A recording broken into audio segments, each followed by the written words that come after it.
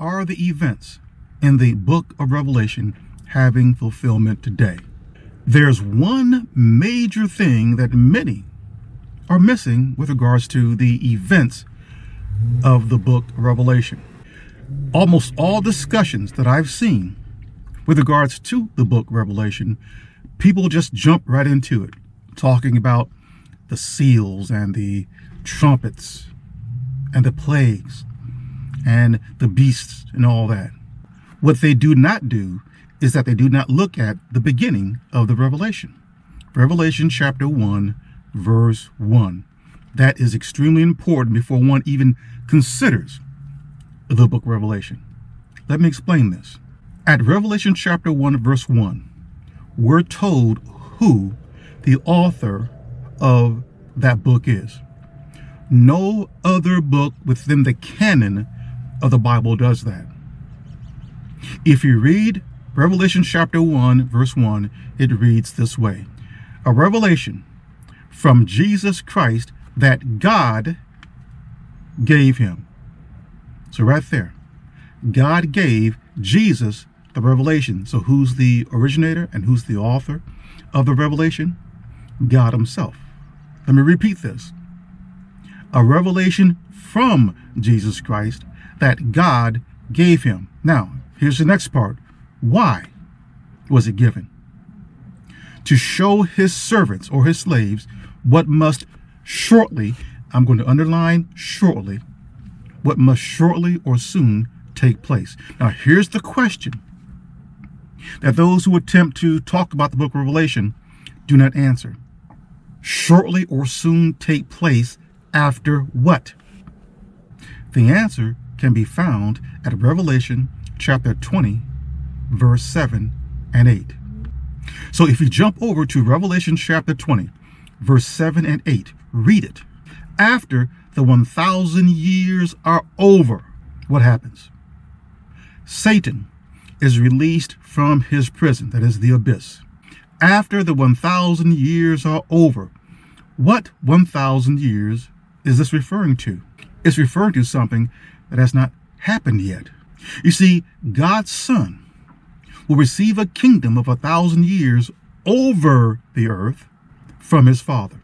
That kingdom will have an age of 1,000 years. So that makes it a definite kingdom. It will have a beginning and it will have an ending.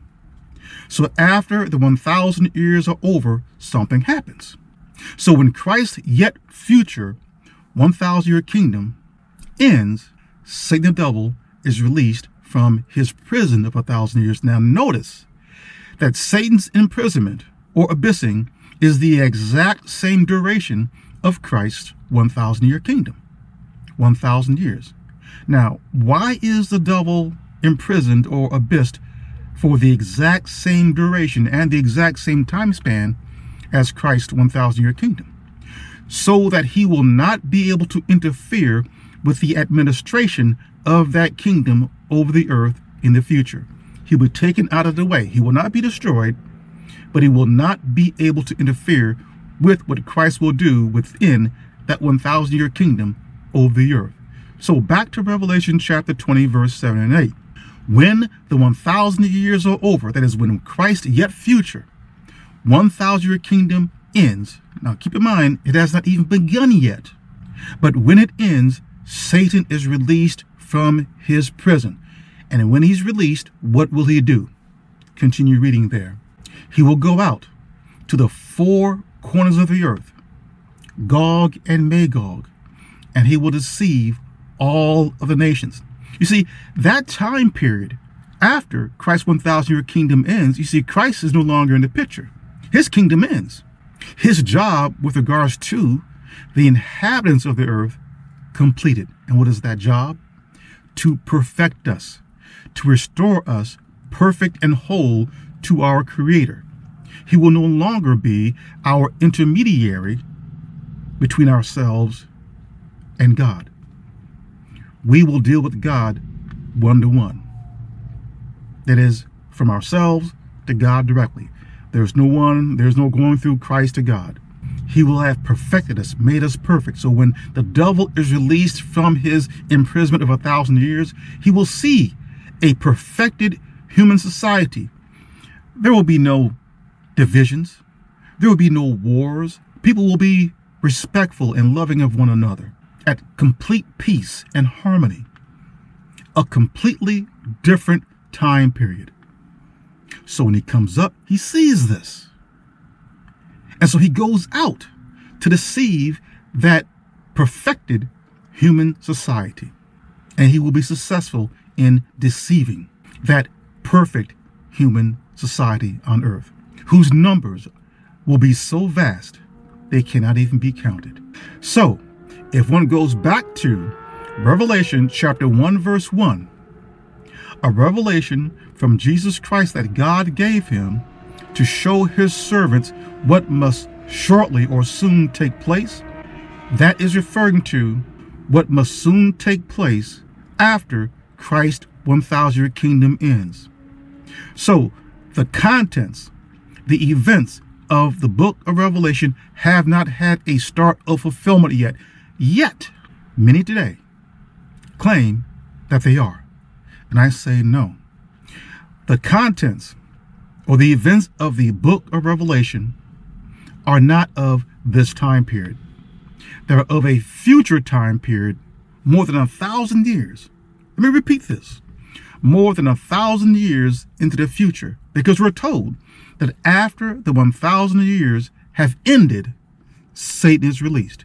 So the events of the book of Revelation are all about what will occur when Christ's yet future 1,000-year kingdom ends and Satan is released from his imprisonment. That is what the book of Revelation is about. It is a warning about what will occur after Christ's 1,000-year kingdom ends and Satan is released from his abyss.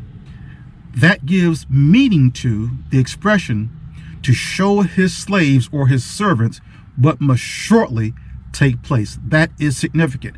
Many today bypass Revelation chapter 1, verse 1. It is power-packed. So what does that mean? That means that the beast that comes out of the sea at Revelation chapter 13 hasn't arrived yet. That the beast that comes out of the earth at Revelation chapter 13 verse 11 hasn't arrived yet. There's no image of the beast. There's no 666. There's no mark of the beast.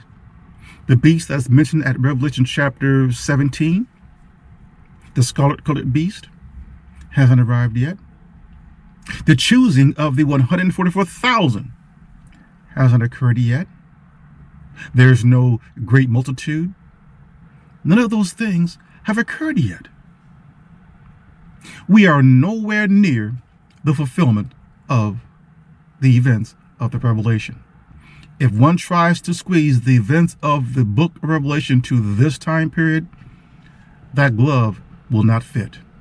But I highly encourage those who are interested in this book, and I am completely, that they look closely at Revelation chapter 1, verse 1, and also look at Revelation chapter 20, verse 7 and 8. A revelation from Jesus Christ that God gave him to show his servants what must shortly take place.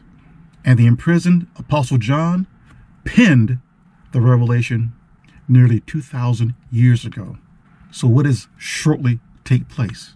Certainly not from that standpoint, but from a future standpoint.